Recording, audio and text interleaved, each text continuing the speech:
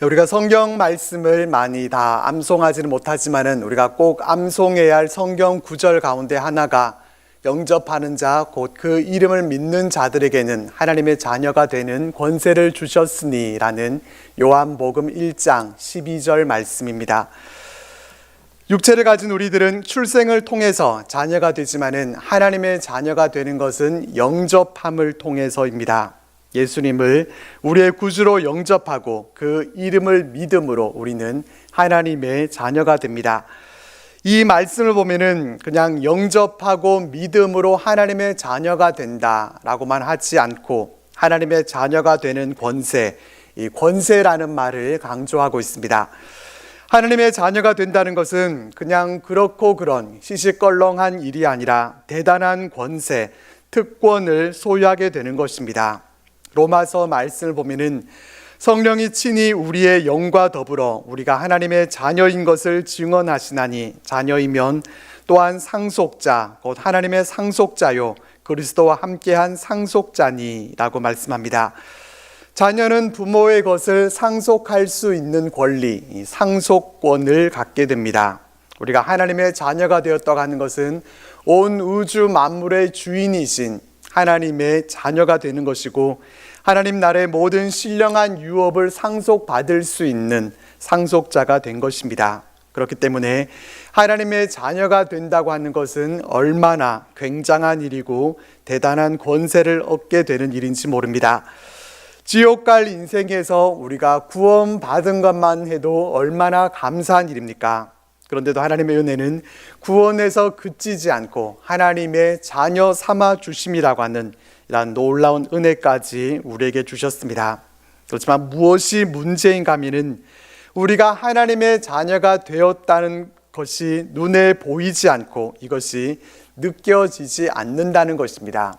눈에 보이는 어떠한 증서와 같은 것이 있다면 좋겠지만은 그런 것이 없기 때문에 조금이나마 우리가 느껴지는 것 없이 하나님의 자녀가 되었다고는 하지만은 아무런 감격도 우리는 느끼지 못하게 됩니다.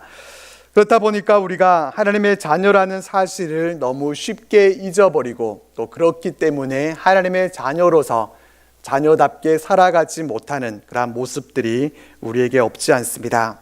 우리가 하나님의 자녀라는 이 정체성만 확실해도 우리에게는 기쁨과 감사가 넘치는 그런 삶을 우리가 살아갈 수 있을 텐데 우리의 삶은 그렇지 못하다는 것을 우리 스스로 잘 알고 있습니다. 우리가 늘 기억하고 살아야 할 것은 우리가 하나님의 자녀라는 사실입니다. 이것을 우리는 명예롭게 생각해야 합니다. 명예라고 하는 것은 단지 세상적인 명성이나 평판을 말하지 않습니다. 이것은 우리가 누구인지 어떤 존재인지에 대한 정체성과 또 존귀함을 말해주는 것입니다. 명예라고 하는 것이 얼마나 소중한 것인가 하면은 가문의 명예 또 개인의 명예를 지키기 위해서 목숨을 걸기까지도 합니다. 우리에게는 세상의 어떤 명예보다도 더 크고 거룩한 명예가 있습니다. 바로 하나님의 자녀라는 이 이름입니다. 하나님의 자녀라는 말은 단순히 우리가 예배당에 출석하는 사람이라는 뜻이 아닙니다. 우리가 하나님의 자녀가 되었다는 것은 하나님이 우리를 구별하시고 예수 그리스도의 그 피값으로 우리를 값주고 사셨다는 선언입니다. 우리는 주님을 영접함으로 인해서 이미 세상 사람과는 다른 존재들이 됐습니다. 겉으로 드러나 보이는 어떤 증서와 같은 것은 없지만은 우리가 예수님을 구주로 믿기로 작정하고 영접한 그 순간 하나님의 자녀라는 놀라운 신분의 변화가 이미 우리에게 이루어졌습니다. 그럼에도 불구하고 우리는 이 귀한 명예를 잃어버리고 살아간다는 것이 안타까울 따름입니다. 본문 말씀을 보면은 아버지와 두 아들이 등장합니다. 두 아들은 아버지 집에서 아들의 권세를 누리면서 살아가고 있었습니다. 그러던 어느 날 둘째 아들은 무슨 바람이 들었는지 유산으로 줄 자신의 분깃을 달라 아버지께 그렇게 구합니다. 그러고는 며칠이 안 되어 재물을 다 모아가지고 먼 나라로 갑니다.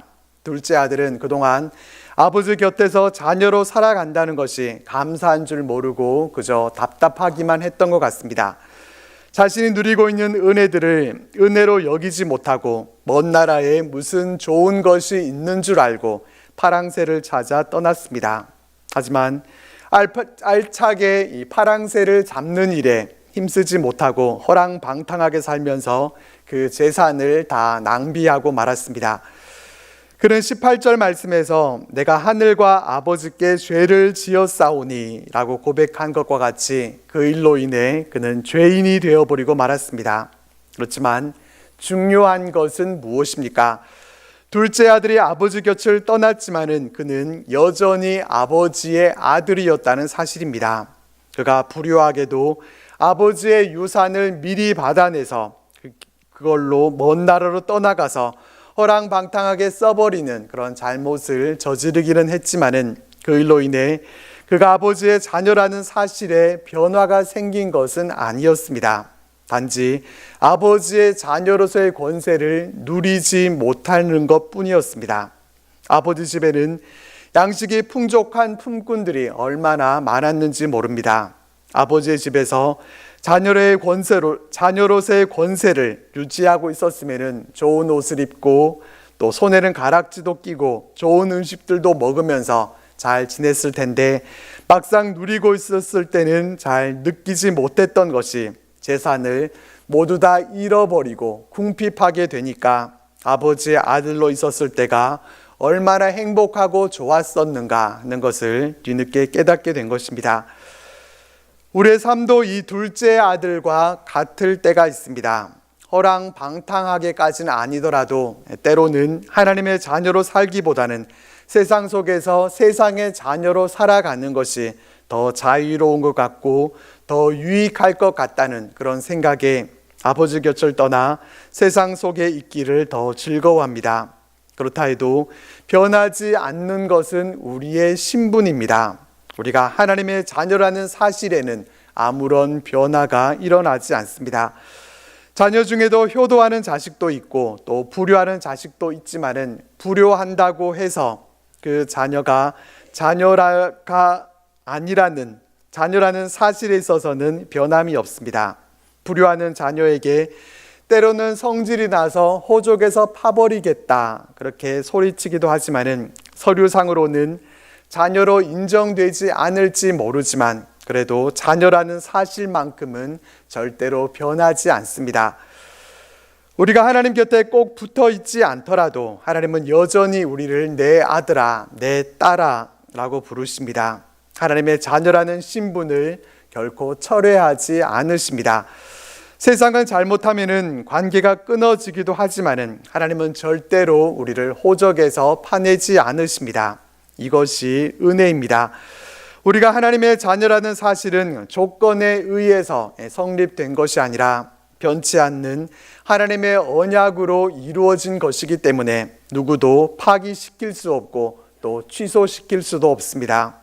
허랑방탕하게 재산을 다 써버린 둘째 아들은 집으로 돌아가겠다는 결심을 하기에 이릅니다. 너무나 굶주렸기 때문입니다. 그 굶주림 때문에 그는 어떤 상태에 이르게 됐는가 하면 스스로 자격지심에 빠져서 자신은 아버지의 아들이 될 자격이 없다고 판단했습니다. 지금부터는 아버지의 아들이라 일컬음을 감당하지 못하겠나이다. 나를 품꾼의 하나로 보소서 하리라. 그는 그저 아버지 집에서 일하는 품꾼으로나 살아야지 자녀로서의 자격은 상실했다고 느꼈습니다. 그러나 그것은 어디까지나 그 아들의 생각이었지 실제로 그런 것은 아니었습니다. 아버지에게는 둘째 아들이었고 재산을 받아가지고 집을 나간 아들이었습니다. 집을 나갔지만 반드시 돌아오기를 바라고 있는 아들이었고 여전히 사랑하는 아들이었습니다. 그렇기 때문에 아버지는 아들이 돌아오기만을 기다리고 있었고 집으로 돌아오는 아들을 아직도 거리가 먼데도 아들을 안아보고서 달려가 목을 안고 입을 맞췄습니다. 그리웠던 아들이기 때문이었습니다. 다시 안아보고 싶은 아들이었기 때문입니다. 아들은 아버지의 아들이라 불릴 자격이 없노라고 말하지만은 아버지는 종들에게 제일 좋은 옷을 입히고 손에는 가락지를 끼워주고 또 신을 신게 해주라고 지시합니다. 이와 같은 행위는 아들의 신분이 완전히 회복됨을 상징하는 것입니다.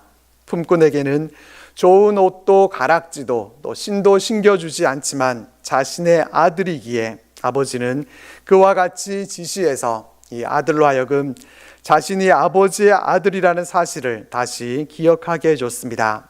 아버지는 단 한순간도 그 아들을 아들이 아니라고 생각한 적이 없었습니다. 우리가 하나님의 자녀된 것은 우리의 행위 또 우리의 공로 때문이 아닙니다. 우리가 뭘 잘해서가 아니라 오직 하나님의 은혜로 자녀가 된 것입니다. 그렇기 때문에 우리의 행위를 생각하면서 난 아버지의 자녀로 불려질 자격이 없다, 이렇게 생각해서는 안 됩니다. 자격을 논하자면은 하나님의 자녀가 되기에 충분한 자격 조건을 갖추고 있는 사람은 아무도 없습니다.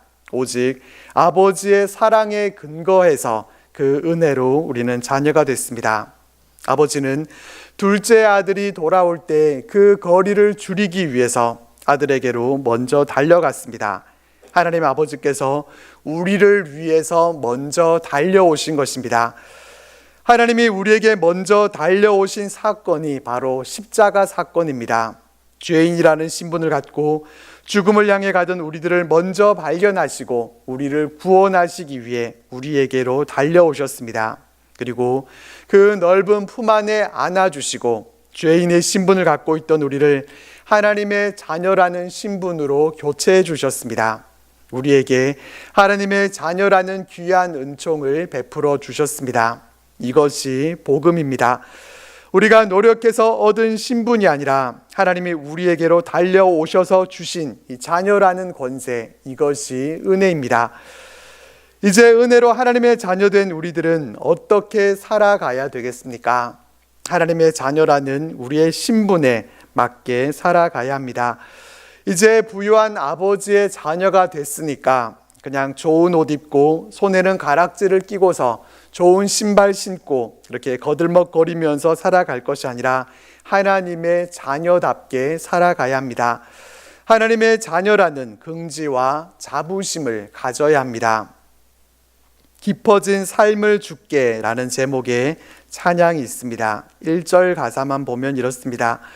은혜로 날 보듬으시고 사랑으로 품어주셔도 내 마음 한 자락도 지키지 못하는 이 모습 부끄럽습니다. 따스한 곁을 내어주시는 주님 앞에 나아갑니다.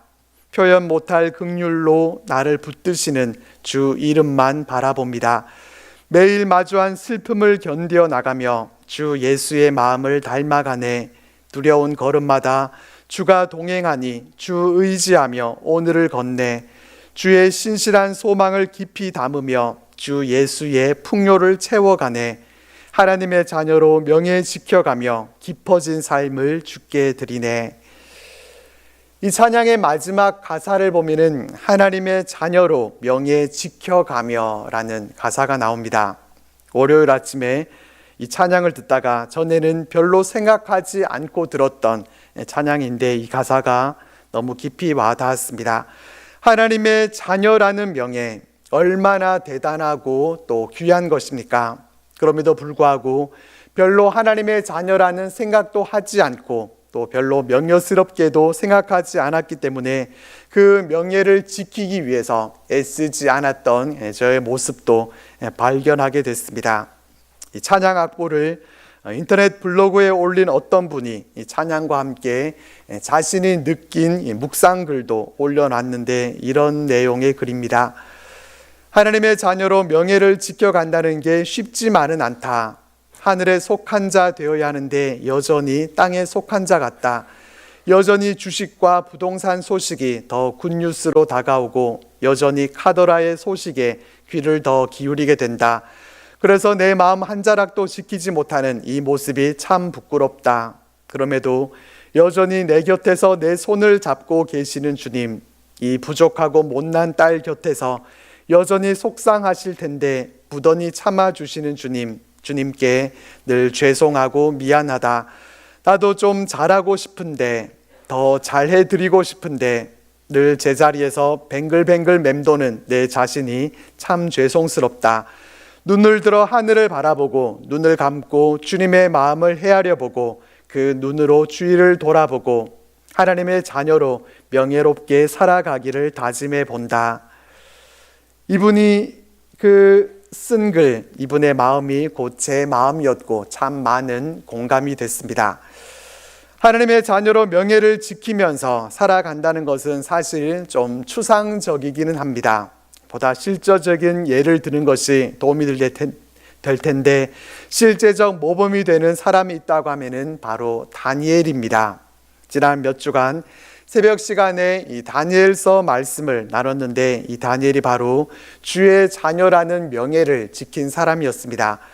그는 소년 시절부터 하나님의 자녀라는 자신의 정체성을 지키기 위해서 뜻을 정하고 왕의 음식과 그가 마시는 포도주로 자신을 더럽히지 않기로 결단했습니다. 그리고 그는 자신의 믿음을 잘 지켜갔습니다. 그는 총리의 자리에 올라서도 변치 않았고 바벨론 왕 느부갓네살에서 나라의 주인이 페르시아로 바뀌고 또 다리오와 고레스 왕 때까지도 그는 성실하게 국사를 돌봤습니다. 그를 시기하는 자들이 그를 사자굴에 던져 넣기 위해서 트집을 잡으려고 해도 다니엘이 너무 충성되어서 아무 그릇됨도 없고 아무 허물도 없었기 때문에 고소할 근거도 찾지 못할 정도였습니다. 수요일마다 우리가 북이스라엘 왕들과 또 남유다 왕들을 살펴보고 있는데 그 어떤 왕도 처음부터 끝까지 허물 없이 하나님을 잘 믿은 사람이 없습니다. 모두 다 허물이 있고 마지막에는 타락해서 하나님의 심판을 받는 모습이 부지기수입니다. 그렇지만 다니엘은 그렇지 않았습니다. 8, 90세의 나이가 되는 백발로 가득 덮인 그 나이에도 그는 변치 않는 믿음으로 살았습니다. 그는 정말 하나님의 자녀라는 그 명예를 조금도 더럽히지 않고 그 명예를 지켜가면서 그가 있었던 때의 왕들을 하나님을 찬송하게 만들었습니다. 이방의 왕들, 우상이나 섬기고 하나님을 알지 못하던 왕들이 다니엘의 하나님은 살아계신 하나님이시다 이렇게 찬송하기까지 했습니다. 우리는 이 다니엘과 같이 하나님의 자녀로서의 명예를 드러내며 살아갈 수 있기를 바랍니다. 우리의 직분이 중요하지 않습니다. 어떤 직분을 갖고 있든지 그 직분보다 더 우선되고 중요한 것이 우리가 하나님의 자녀라는 사실입니다. 하나님의 자녀라고 하면서도 세상 사람들과 구별되는 것이 없다면은 그것은 우리의 명예를 지켜가고 있지 못한 것입니다. 우리의 사고방식이나 우리가 추구하는 가치관이나 우리가 쓰고 있는 언어까지 모든 것이 하나님의 자녀다워야 하나님의 자녀로서의 명예를 지켜가는 것입니다. 그런데 우리가 생각해 봐야 할 것 가운데 하나는 하나님의 자녀가 되었다고 해서 과연 늘 우리에게 기쁨과 감사가 넘치고 복된 삶을 우리가 살아갈 수 있는가 하는 것입니다. 하나님의 사랑받는 자녀니까 고난이 우리를 피해가고 늘 형통하기만 한가 하면은 그렇지 않다는 것을 우리는 잘 알고 있습니다. 하나님의 자녀이지만 그래도 우리에게는 여전히 어려움이 있고 때로는 우리가 하나님의 자녀이기 때문에 더 많은 시련을 겪게 되는 그러한 때도 있습니다. 그렇지만 이런 가운데서도 우리는 하나님의 자녀로서의 우리의 명예를 지켜가며 하나님의 자녀답게 살아가야만 합니다. 주의 자녀로 산다는 것은 이라는 제목의 찬양도 있습니다. 언젠가 특송으로 한번 들으신 적이 있는 곡인데 가사는 이렇습니다. 주의 자녀로 산다는 것은 불 가운데로 걸어가는 것, 그 속에서 신실하게 날 지키시는 그 손길을 경험하는 것, 주의 자녀로 산다는 것은 바다 위로 걸어가는 것, 내 온몸을 덮쳐오는 폭풍 속에서 잠잠히 주 바라보는 것, 주의 자녀로 산다는 것은 나도 그들을 용납하는 것, 나를 위해 달리신 십자가 사랑, 그 사랑으로 살아가는 것, 주의 자녀로 산다는 것은 주님과 함께 동행하는 것, 주께서 지신 십자가 기꺼이 지고 주와 함께 걸어가는 것. 여기까지가 4절의 가사이고 이 후렴은 때론 불 가운데 휩싸일 때도, 폭풍 가운데 무너질 때도 주님 내 곁에 함께 하시네, 가장 가까이에 함께 하시네 라는 가사입니다. 찬양을 들을 때는 잘 몰랐었는데 가사를 놓고 보니까 얼마나 감동적인 내용인지 모릅니다. 특별히 찬양을 보면은 다니엘의 세 친구들이 생각납니다. 불 가운데 던져져서도 그들은 하나님의 손길을 경험할 수 있었습니다. 불 가운데 걸어가면서도 그 속에서 신실하게 우리를 지키시는 그 손길을 경험하는 것, 이것이 하나님의 자녀로 살아가는 것의 의미라고 노래하고 있습니다. 하나님의 자녀로 산다는 것은 단순히 종교적인 신분을 가지고 살아가는 것이 아니라 존재 정체성과 삶의 방향 전체가 바뀌는 것을 의미합니다. 하나님의 자녀로 산다는 것은 하나님의 사랑 안에 거하는 삶입니다. 우리는 오직 하나님의 은혜와 사랑으로 입양된 자녀입니다. 그렇게 우리는 두려움이 아닌 사랑의 관계 속에서 하나님을 아버지라 부르며 살아가게 된 것입니다. 또한 하나님의 자녀로 산다는 것은 단순히 신분의 특권을 누리는 것이 아니라 하나님을 닮은 인격으로 변화되어 가는 삶을 의미합니다. 자녀는 부모를 닮아가게 됩니다. 때로는 이런 것은 좀 안 닮았으면 좋겠다 싶은 그런 부분도 자녀는 여지없이 부모를 닮게 되는 경우들이 있습니다. 하나님의 자녀라면 아버지 하나님의 거룩함과 의로움, 진실함과 그 성실하심을 닮아가야 합니다. 주의 십자가 사랑을 받았기 때문에 우리의 이웃들을 용납하면서 살아가는 것이 하나님의 자녀로 살아간다는 것의 의미입니다. 하나님의 자녀로 산다는 것은 단순히 현재의 삶만이 아니라 영원한 소망을 품고 살아가는 삶입니다. 그렇게 우리는 세상에서의 고난과 실패도 하나님의 약속된 영광 안에서 새롭게 해석할 수 있습니다. 어떤 상황 속에서도 우리는 하나님이 우리의 아버지가 되시기에 자녀가 아버지를 신뢰하듯이 아버지 하나님만 신뢰하고 하나님만 의지하면서 우리에게 당한 모든 상황들을 이기고 하나님의 자녀로서의 명예를 지켜가며 살아갈 수 있기를 바랍니다. 전교인 출석주일로 함께 모여 예배드린 오늘, 우리가 하나님의 자녀라는 사실을 우리 마음에 깊이 새기면서 하나님의 자녀된 이 은혜에 감사하고 찬송하며 하나님 자녀에게 주신 이 권세도 함께 누리면서 아버지 하나님의 은혜 안에 거하는 복된 삶을 살아가는 우리들 모두가 되시기를 주님의 이름으로 축복합니다.